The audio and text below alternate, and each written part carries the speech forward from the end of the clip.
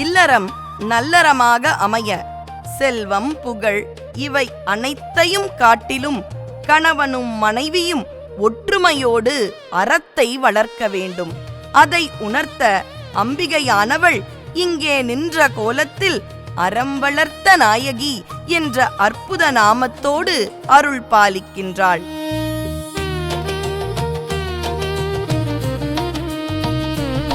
இங்கே இந்த ஆலயத்தின் மிக சிறப்பான மூர்த்தமாம் சரப மூர்த்தத்தை தரிசனம் செய்கின்றோம்.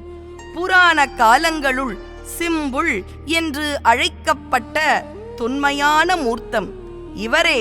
நமக்குள் இருக்கும் நடுக்கத்தையும் பில்லி சூனியம் போன்ற தீய சக்திகளையும் வியாதிகளையும் தீர்க்கும் சத்ரு சம்ஹார மூர்த்தியாக திகழும் அற்புத மூர்த்தம். இறைவனை நின்ற கோலம், ஆடிய கோலம், இருந்த கோலம் என்றெல்லாம் தரிசனம் செய்திருப்போம்.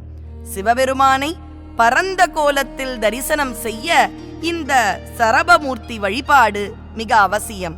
அவர் மட்டுமா பறக்கின்றார்? நம்முடைய துன்பங்களும் பறந்துவிட்டன.